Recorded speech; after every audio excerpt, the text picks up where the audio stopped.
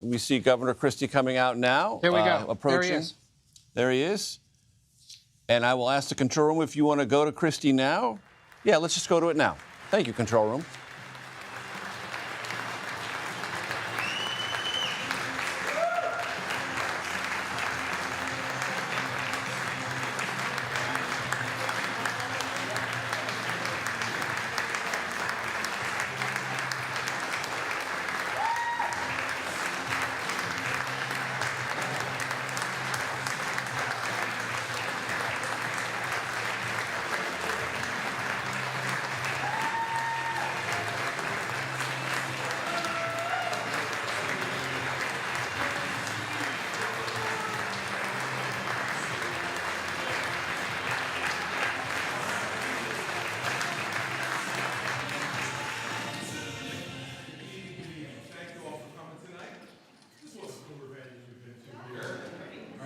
And happy to be here in Wyndham. Thank you all for taking the time to come. Glad we're having better weather than we had yesterday. We were up in Rochester yesterday, and it was snowing, like real New Hampshire snow. So it was good to experience that. So thank you all for coming tonight. I appreciate you being here. I appreciate your support. You know, we start these town halls the same way. I've started them the same way ever since we were up at St. Anselm's in June to tell you why we're in this race. And we're in this race to tell the truth. From the beginning, we've been in this race to tell the truth. Fact is that as we were watching this race come together, from where Mary Pat and I were sitting at home in New Jersey, we were really concerned that nobody would tell the truth in this race about what's really at stake. And no one would tell the truth about Donald Trump. No one would tell the truth about his divisiveness, his stoking of anger for his own benefit, him putting himself before the people of this country, myself included, who gave him the honor of being President of the United States from 2017 to 2021. Personal ambition is a necessary element for any political candidate. You got to get out of bed in the morning and be able to really believe in your heart that you have something to offer to folks that's better and different. And so I have no argument with people who are involved in politics being ambitious. You need to have it. But it can't be what governs your decision making. Ambition can't be what makes you decide how to do things as a public figure.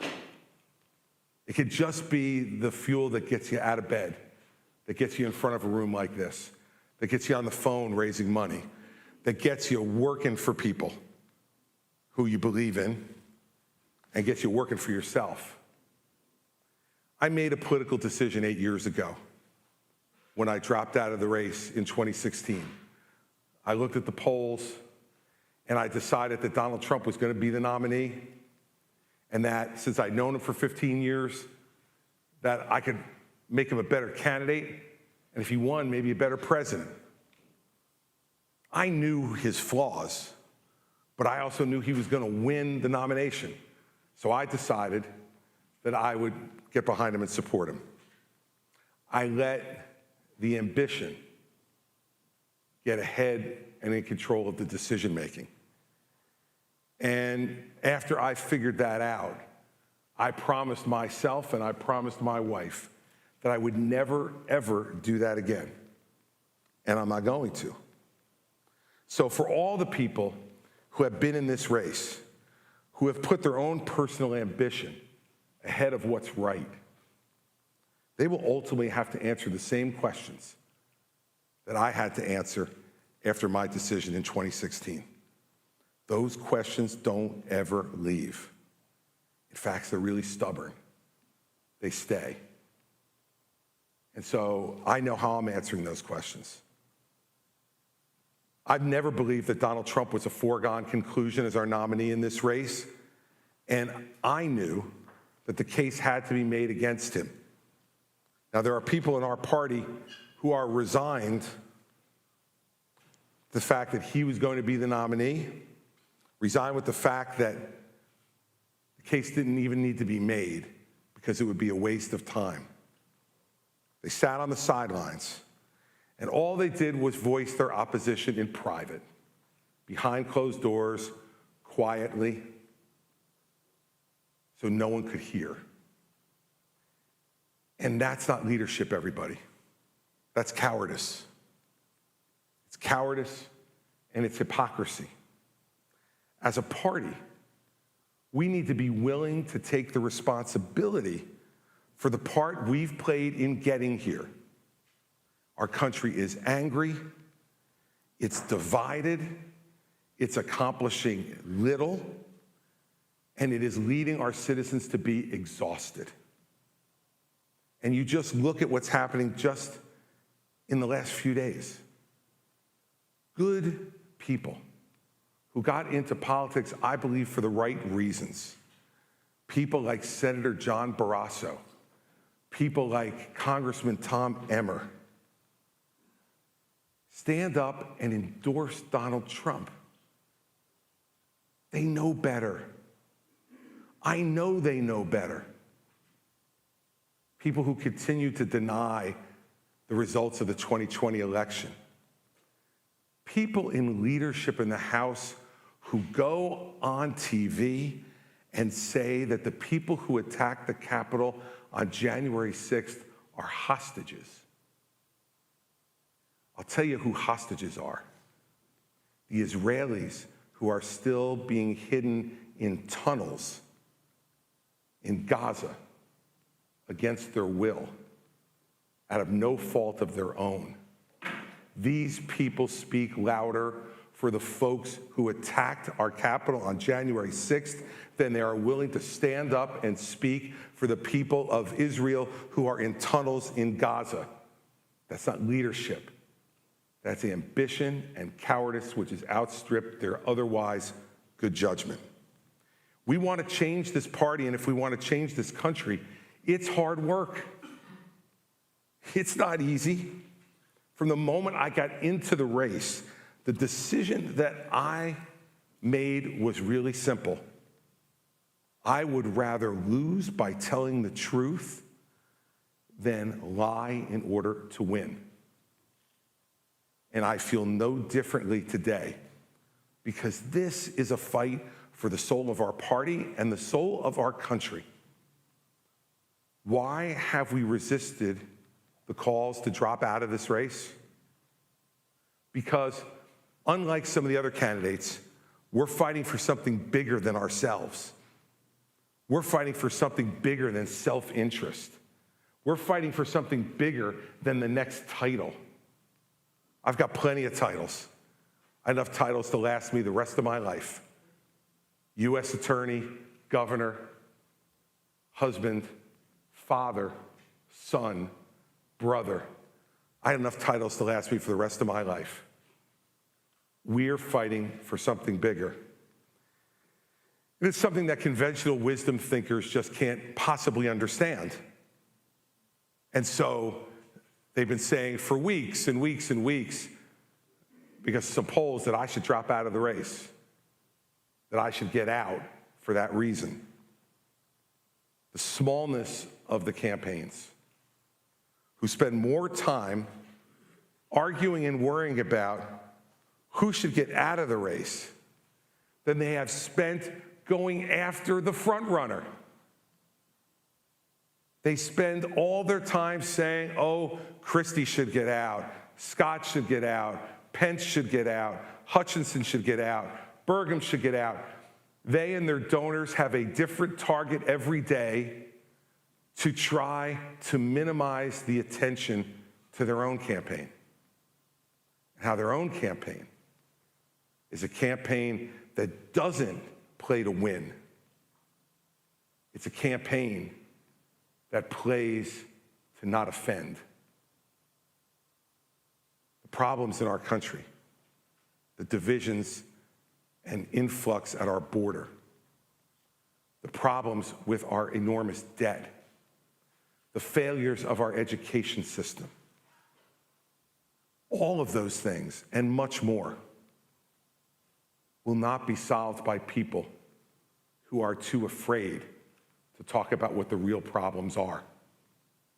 If we ever have a hope of restoring this party to be a governing party of principles, we have to be willing to do the hard work and take some of the heat that comes with it.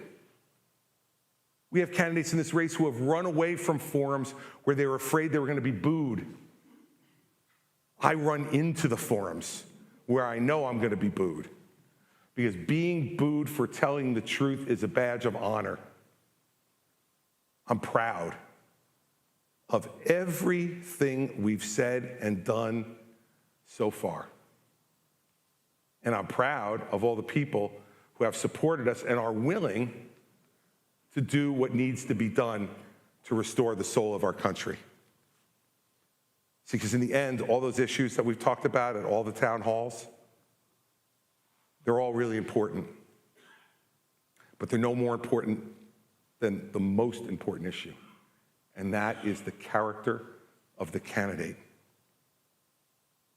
You don't know what's going to come across the next president's desk. You think you can predict it, but you can't. No one asked George W. Bush or Al Gore what they would do if 4 airliners were hijacked and flown into symbols of American power and killing thousands of Americans. No one asked them that in New Hampshire in 2000.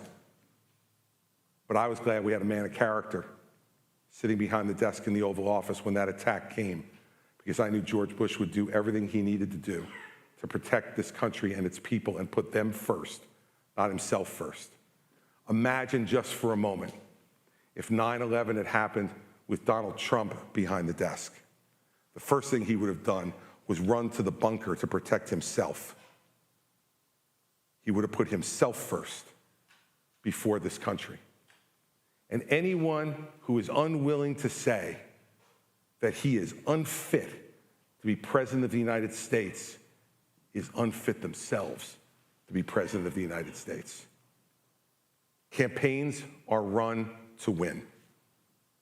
That's why we do them. I see the chairman here in New Hampshire. He knows we run campaigns to win.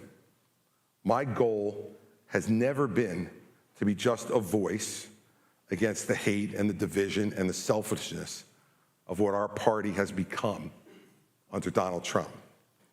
It's also been to win the nomination and defeat Joe Biden and restore our party and our country to a new place of hope and optimism in this country. I've always said that if there came a point in time in this race where I couldn't see a path to accomplishing that goal, that I would get out. And it's clear to me tonight that there isn't a path for me to win the nomination, which is why I'm suspending my campaign tonight for President of the United States. I know, and I can see it from some of the faces here, that I'm disappointing some people by doing this. People who believe in our message and believe in what we've been doing. I also know, though, it's the right thing for me to do. Because I want to promise you this.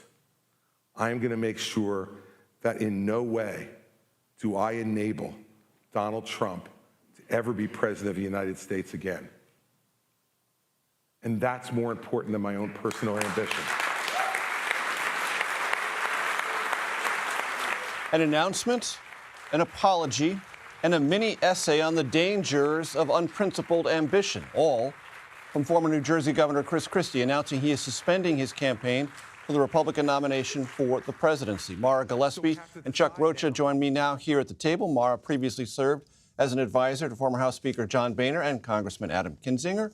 She's now founder of Blue Stack Strategies. Chuck is a Democratic strategist who serves as the president of Solidarity Strategies. He was an advisor for Bernie Sanders' 2020 presidential campaign. Mara, it is, of course, my obligation to start with you as the resident Republican at the table.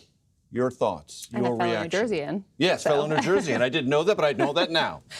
So I'm glad to see this. I think it's the time to do so. Why are you glad? I think what Chris Christie's goal has always been was to, even though he said it was to win, was also to ensure that Trump didn't get the nomination. And at this point, he's seeing the poll numbers, And Nikki Haley has, really closed the gap between her and Trump as far as New Hampshire goes. And with him pulling in at around 12%, those numbers going to Nikki Haley, which I believe a large chunk of them would go to her, that puts her ahead of Donald Trump in New Hampshire. So it's a beneficial time. And then you kind of look and see where does it go from there as far as Nevada, South Carolina, Michigan. And I think this is the time to do it. I don't think that he's going to throw his support behind Nikki Haley right now. He's made that kind of clear that he's not interested in doing that. But those who are supporting Chris Christie are going to look for a candidate that's going to be firm on our foreign policy, that's going to stand up and differentiate from Donald Trump. And right now, who's left in the race to do that but Nikki Haley? And so, from your perspective, even if Chris Christie doesn't say, I endorse Nikki Haley, whether that's tomorrow, the next day, the day after the Iowa caucuses, most of those New Hampshire supporters who were thinking about Chris Christie will do the math themselves?